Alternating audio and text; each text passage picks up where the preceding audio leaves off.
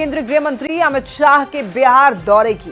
अमित शाह ने बिहार चुनाव का बिगुल फूंक दिया है। चुनावी साल में पहली जनसभा को संबोधित करने पहुंचे शाह ने एक साथ कई मुद्दों पर जवाब दिया और लगभग ये तस्वीर भी साफ कर दी कि इस बार भी सीएम नीतीश ही एनडीए की ओर से मुख्यमंत्री का चेहरा होंगे।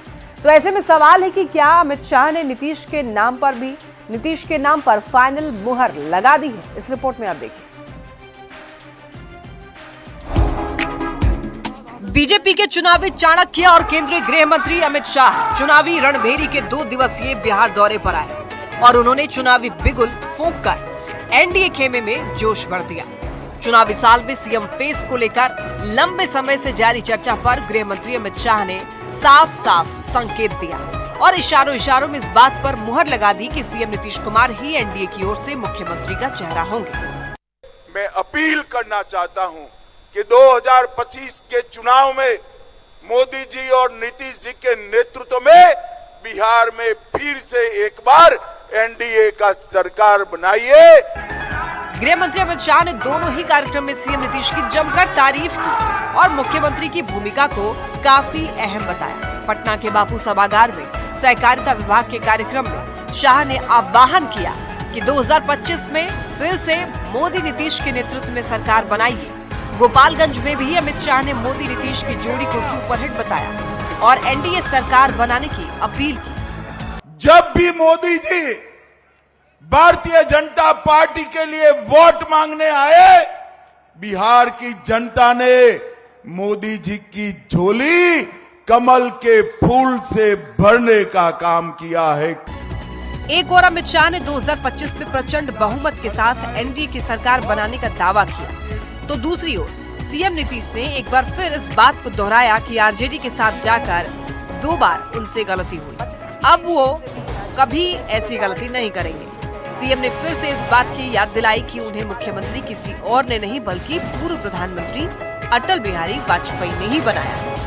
अब हमसे गलती हुआ पटिया में कि 2 बार उन्हीं लोगों को ली 1.5 महीना, तो हम लोगों ने तय कर लिया है कि ये गलत है, ये कभी नहीं होगा। सीएम नीतीश के नेतृत्व पर साफ संकेत मिलने के बाद इस पर सियासत भी तेज हो गई है। एक ओर जेडीयू स्वागत कर रही है तो दूसरी ओर आरजेडी ये कह रहा है कि ना तो एनडीए को बहुमत मिलेगा और ना ही नीतीश को फिर से सीएम बनने का मौका। आदरणीय अमित शाह जी कह रहे हैं कि 2025 में एनडीए सरकार बनाना है। ये सपना देख रहे हैं, बिहार सपना साकार एनडीए का नहीं होने देगी।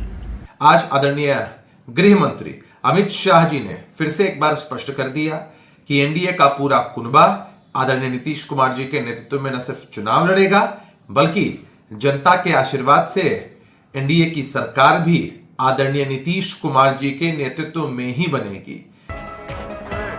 गृह मंत्री अमित शाह के बयान के बाद एनडीए में सीएम कैंडिडेट का मसला लगभग साफ हो गया है। जेडीयू और बीजेपी पहले से ही नीतीश कुमार के नेतृत्व में 2025 का चुनाव लड़ने की बात कहते आ रही है और अब इस पर अमित शाह ने भी फाइनल मुहर लगा दी है। पटना संवाददाता रवि एस नारायण, आनंद अमृतराज और गोपालगंज संवाददाता गोविंद कुमार के साथ ब्यूरो रिपोर्ट न्यूज 18। दो दिनों के लिए आए गृह मंत्री अमित शाह ने कई संकेत साफ दे दिए हैं। चलिए बढ़ते हैं खबरों में आगे। पटना में कार्यक्रम के बाद अमित शाह गोपालगंज में भी खूब गरजे। जनसभा को संबोधित करते हुए अमित शाह ने लालू राबड़ी शासनकाल को लेकर आरजेडी पर तीखा हमला बोला और परिवारवाद को लेकर लालू परिवार पर जमकर निशाना साधा। अमित शाह ने जब मंच से अपराध और भ्रष्टाचार की फहरिस्त गिनवाई तो आरजेडी ने क्या पलटवार किया, इस रिपोर्ट में आप देखिए। बिहार विधानसभा चुनाव और एनडीए के मिशन 2025 पर मंथन करने के साथ साथ गृह मंत्री अमित शाह ने विपक्ष और आरजेडी पर जमकर निशाना साधा। शाह ने राष्ट्रीय जनता दल के सुप्रीमो और बिहार के पूर्व मुख्यमंत्री लालू यादव पर जुबानी प्रहार किया। लालू राबड़ी शासनकाल में जंगल राज की याद दिलाई और चुनावी मंच से ये गिनवाया कि आरजेडी की सरकार में क्या क्या होता था। आरजेडी थी तब क्या था? रंगदारी, जंगल राज, दबंगई, डकैती, अपहरण, फिरौती, पूरे बिहार को तबाह कर रखा था। गोपालगंज में शाह ने लालू राबड़ी राज में खराब कानून व्यवस्था को लेकर तीखा हमला बोला। आरजेडी की सरकार में लॉ एंड ऑर्डर को लेकर निशाना तो साधा ही, एक एक कर उन घोटालों के नाम भी गिनाने की झड़ी लगा दी, जिसका आरोप आरजेडी की सरकार पर लगते रहे हैं।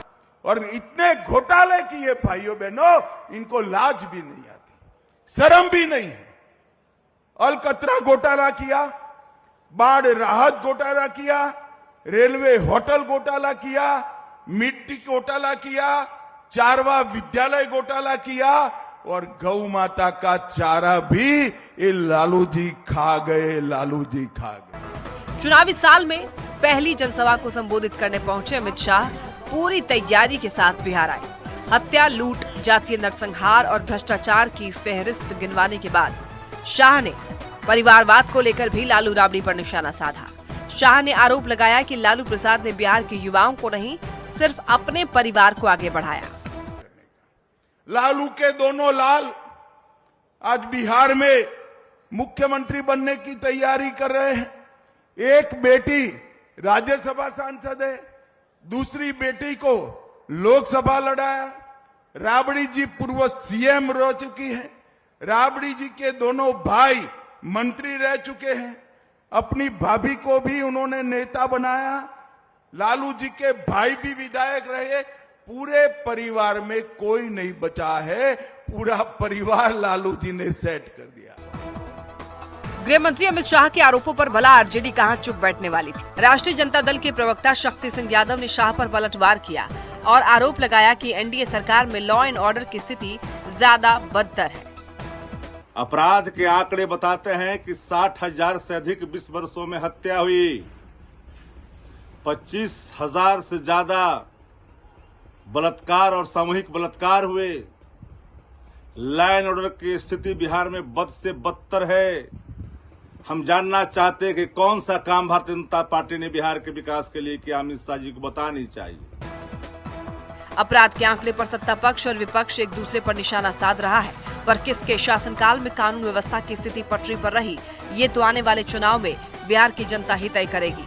पटना संवाददाता रवि एस नारायण, आनंद अमृतराज और गोपालगंज संवाददाता गोविंद कुमार के साथ bureau report, news 18।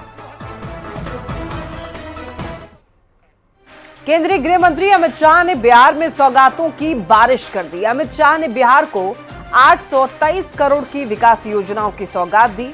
Amit Shah ने बिहार के लिए बड़े बड़े ऐलान किए।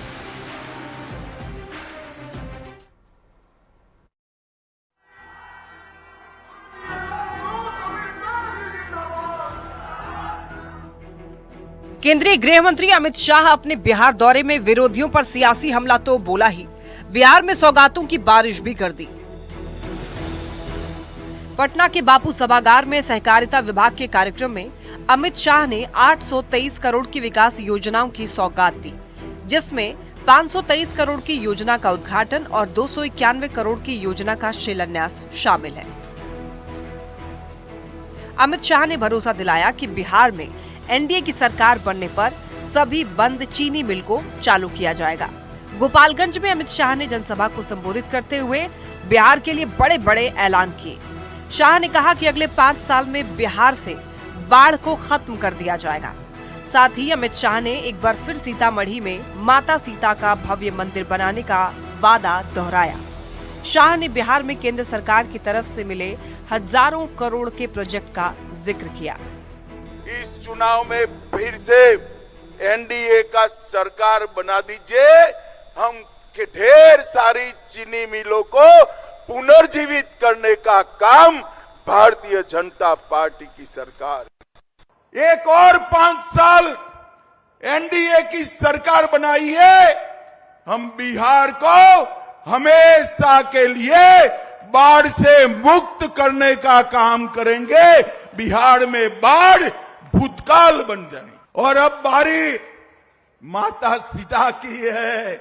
बिहार में माता सीता का भव्य मंदिर पूरी दुनिया को आकर्षित करेगा और मातृशक्ति का संदेश बिहार की भूमि से पूरे देश से 4 लाख करोड़ रुपया सड़क और पुल निर्माण में, 1 लाख करोड़ रुपया रेलवे के विकास के लिए, 2000 करोड़ रुपया नए एयरपोर्ट के लिए और 13 ग्रीनफील्ड एक्सप्रेस वे बनाने का काम भी भारतीय जनता पार्टी की सरकार ने किया। अमित शाह ने बिहार के लिए बड़ी बड़ी घोषणाएं कर दी, लोगों का दिल जीत लिया, लेकिन अमित शाह के बयान को नेता प्रतिपक्ष तेजस्वी यादव ने झूठा और जुमलेबाजी बताया, तो मीसा भारती ने भी शाह के बयान पर पलटवार किया।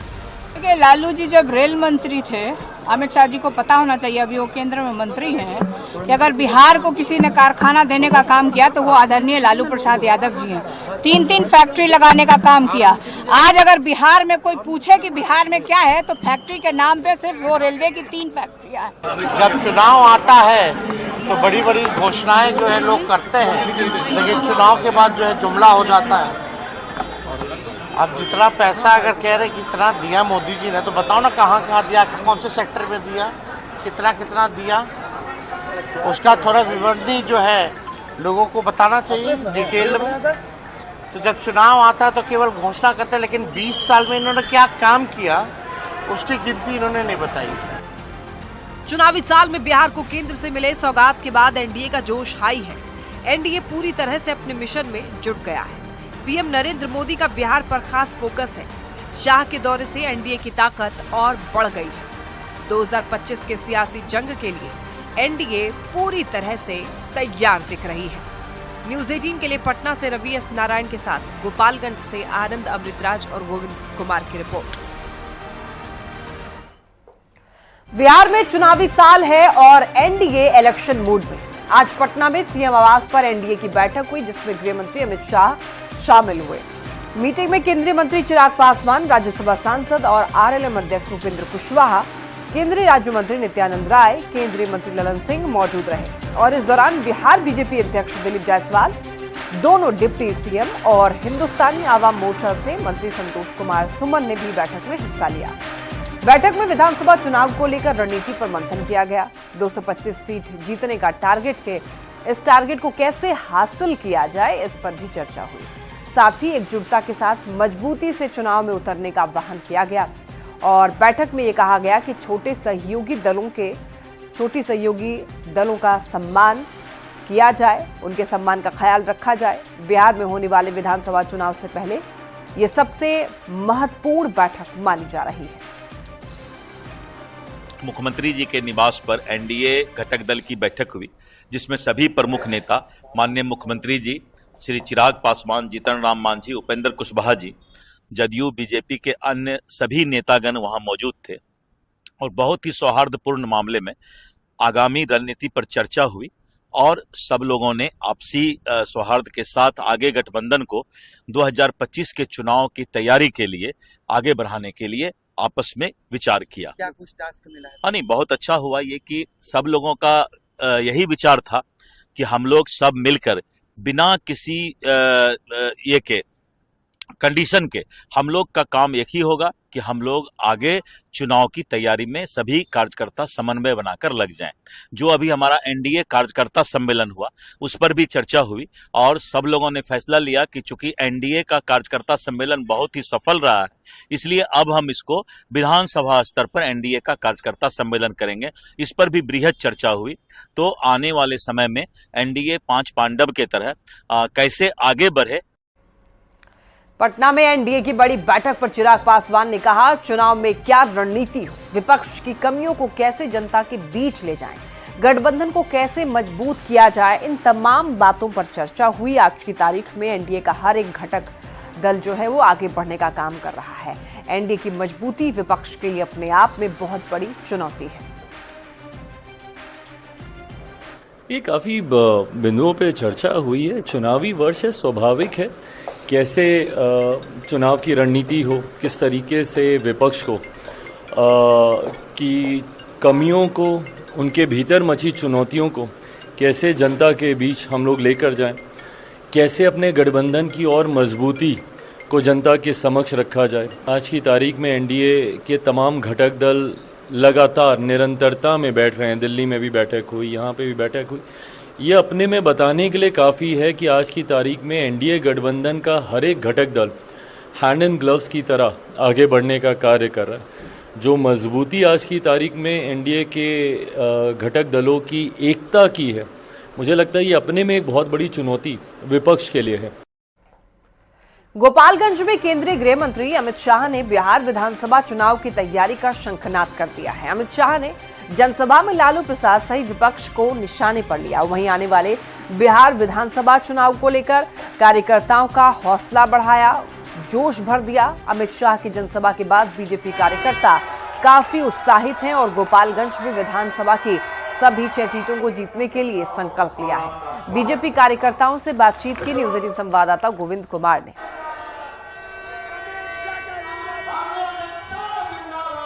गोपालगंज में गृह मंत्री अमित शाह की जनसभा समाप्त हो चुकी है। अमित शाह ने गोपालगंज में लालू राबड़ी और आरजेडी के साथ साथ कांग्रेस पर भी निशाना साधा और कहा है कि बिहार को जंगल राज चाहिए या फिर नरेंद्र मोदी और नीतीश कुमार की एनडीए सरकार चाहिए। इस वक्त बीजेपी के तमाम कार्यकर्ता हैं, इनसे भी बात करते हैं। अमित शाह की जनसभा खत्म हो गई, लालू राबड़ी भी निशाने पर है। हाँ। क्या लग रहा है? देखिए, माननीय गृह मंत्री अमित शाह जी ने शंखनाद करके चला गया 2025 के चुनाव का, और आज से ही हम सारे कार्यकर्ता गोपालगंज विधानसभा के, बरौली विधानसभा, बैकुंठपुर विधानसभा, टोटल 6 विधानसभा हम लोग के गोपालगंज कंस्टिट्यूंसी में है, जो हम लोग एनडीए के 6 सीट जीतने का काम करेंगे। और हमें ये भीड़ देख करके ये आज ही पता चल गया कि गोपालगंज के 6 सीट एनडीए के खाते में जा रही है। मेरा नाम प्रणव कुमार, भाजपा नेता। क्या है उम्मीद, क्या लग रहा है? उम्मीद एकदम है 6 से 6 सीट जीतेंगे हम लोग, एनडीए गठबंधन जीतेगा।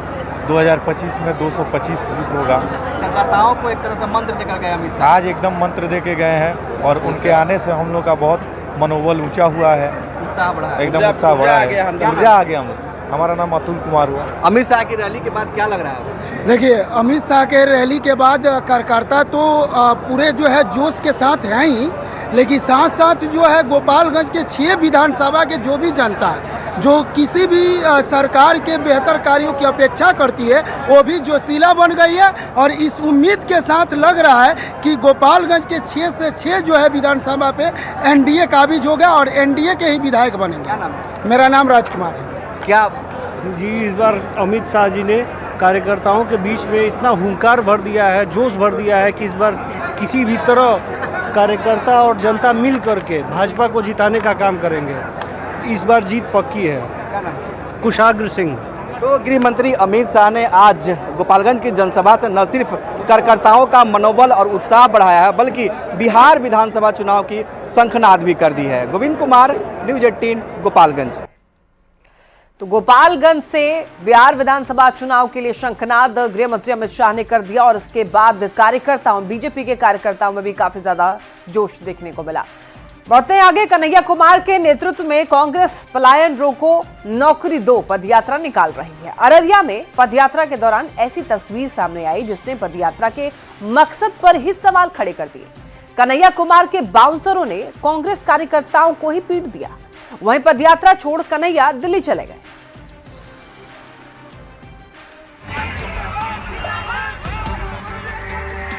ये तस्वीरें हैं अररिया में कांग्रेस नेता कन्हैया कुमार की पदयात्रा की। कन्हैया की पदयात्रा में जमकर हंगामा और बवाल हुआ। कन्हैया कुमार पलायन रोको नौकरी दो पदयात्रा कर रहे हैं। अररिया में हंगामे की वजह से पदयात्रा को रोकना पड़ा। दरअसल यात्रा के दौरान कांग्रेस के कार्यकर्ता और कन्हैया के बाउंसर आपस में भिड़ गए, जिसके बाद जमकर धक्का मुक्की हुई। कन्हैया के बाउंसरों ने कार्यकर्ताओं को जमीन पर गिरा गिरा कर मारा। कन्हैया कुमार की पदयात्रा में विवाद उस समय हो गया जब कुछ लोग उन्हें माला पहनाने और सेल्फी लेने की कोशिश कर रहे थे। सुरक्षाकर्मी लोगों को कन्हैया के पास जाने से रोक रहे थे। इस दौरान धक्का मुक्की हुई और कुछ कार्यकर्ता गिर गए।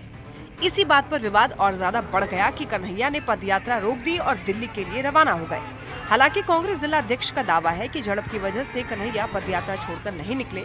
कन्हैया को राहुल गांधी का फोन आया था, इसके बाद वो दिल्ली चले गए। राहुल जी का खबर आ गया है, 7 तारीख को राहुल जी का कार्यक्रम पटना में है, उसी के लेकर अचानक मुझे दिल्ली बुलाया गया है। मैं दिल्ली जा रहा हूँ, इसीलिए बीच में कार्यक्रम को उन्होंने अलग हो गए और वो दिल्ली की ओर प्रस्थान करते हैं।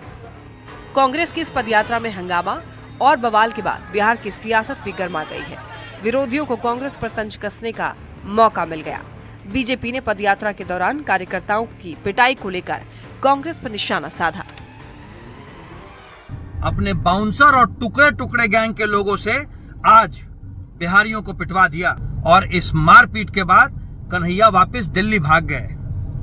कन्हैया का ये पुराना रिकॉर्ड रहा है, उनका चरित्र रहा है, ये हमेशा पलायन कर जाते हैं। शायद यही कारण है कि कन्हैया को चुनाव में उनके गांव के लोगों ने भी वोट नहीं दिया। चुनावी साल में कांग्रेस बिहार में खुद को मजबूत करने में जुटी है और इसी कोशिश के तहत कन्हैया के नेतृत्व में पलायन रोको नौकरी दो पदयात्रा चल रही है। लेकिन पदयात्रा में कांग्रेस कार्यकर्ताओं की पिटाई से कई सवाल खड़े होने लगे हैं। न्यूज़ 18 के लिए अररिया से सतीश कुमार की रिपोर्ट। पटना विश्वविद्यालय छात्र संघ चुनाव के नतीजे आ गए हैं। छात्र संघ चुनाव में बेटियों का दबदबा देखने को मिला। 5 पदों में से 3 पर लड़कियों ने कब्जा जमाया। पहली बार अध्यक्ष पद पर भी किसी लड़की ने जीत दर्ज की। अध्यक्ष, महासचिव, कोषाध्यक्ष, संयुक्त सचिव सभी पद लड़कियों के हिस्से में आए।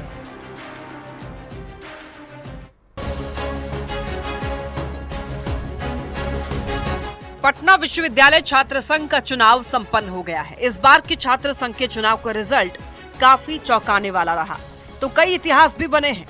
5 मुख्य पद में 3 मुख्य पदों पर लड़कियों ने कब्जा जमाया है। अध्यक्ष पद पर एबीवीपी की मैथिली मृणालिनी ने जीत दर्ज की है। पटना यूनिवर्सिटी के छात्र संघ के चुनाव में पहली बार कोई महिला अध्यक्ष पद का चुनाव जीती। महासचिव के प्रत्याशी के रूप में निर्दलीय खड़ी सलोनी राज रिकॉर्ड मतों से दर्ज की, तो वहीं कोषाध्यक्ष पद पर कांग्रेस की एनएसयूआई से सौम्या श्रीवास्तव ने जीत दर्ज की। उपाध्यक्ष पद पर निर्दलीय धीरज कुमार और संयुक्त सचिव के पद पर एनएसयूआई के रोहन कुमार ने जीत दर्ज की। छात्र संघ चुनाव में अध्यक्ष पद पर एबीवीपी का जलवा रहा। चुनाव में प्रशांत किशोर की पार्टी जनसुराज की पार्टी ने सभी पदों पर टक्कर तो दी, लेकिन किसी पद को जीत नहीं पाई, तो आरजेडी पूरी तरह फिसड्डी साबित हुई। हालांकि छात्र कांग्रेस का जलवा छात्र संघ चुनाव में दिखा और 5 मुख्य पदों में कांग्रेस ने 2 पद पर कब्जा जमाया। इतने सालों में पहली बार ऐसा हुआ है कि कोई महिला अध्यक्ष बन पाई है। And thank you to all my voters, thank you to all the भैयास, to all my juniors, my seniors who came out to vote today. I am sincerely very much obliged to you. Patna university छात्र संघ चुनाव में लड़कियों का दबदबा दिखा। 3 पदों पर नारी शक्ति ने बाजी मारी। एबीवीपी की मैथिली मृणालिनी ने जीत दर्ज कर इतिहास रच दिया है। न्यूज़ 18 के लिए पटना से विनीता मिश्रा और धर्मेंद्र कुमार की रिपोर्ट। इमारत शरिया के आमिर को हटाने के बाद इस पर सियासी बवाल मचा है। आरजेडी के राष्ट्रीय महासचिव अब्दुल बारी सिद्दीकी ने आरोप लगाया है कि जब से इमारत शरिया के आमिर ने वक्फ संशोधन बिल का विरोध किया और सीएम की इफ्तार पार्टी में नहीं आ गए, तब से सरकार ने अपनी नजर टेढ़ी कर ली। उन्हें जबरन उनके पद से झूठे आरोप लगाकर हटा दिया गया।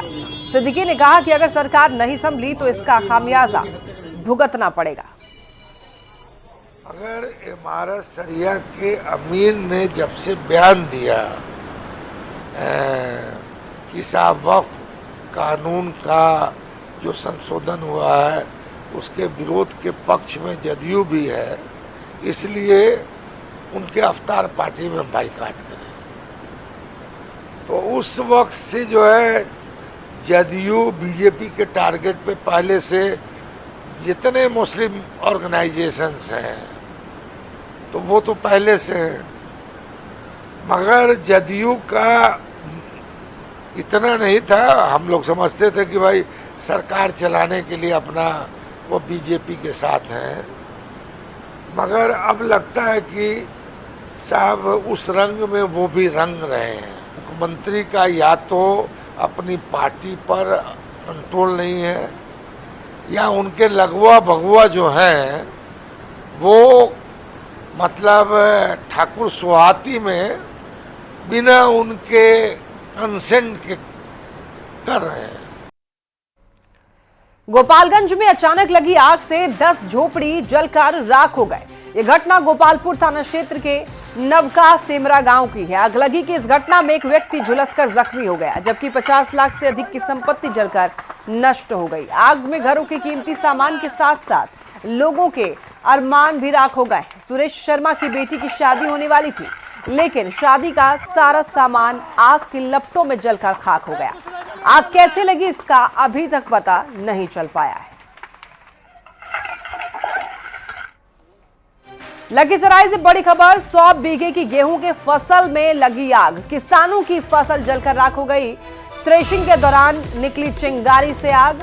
ये बड़ी खबर आप तक पहुंचा रहे हैं। लखीसराय से मिल रही है खबर, जहां पर देखिए 100 बीघे की गेहूं की फसल में आग लग गई है। किसानों की जो फसल है वो जलकर राख होती हुई दिखाई दे रही है।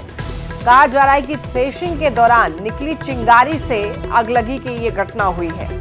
अब फसल जलकर राख हो गए हैं। किसानों में मायूसी छाई हुई है। किसान परेशान है।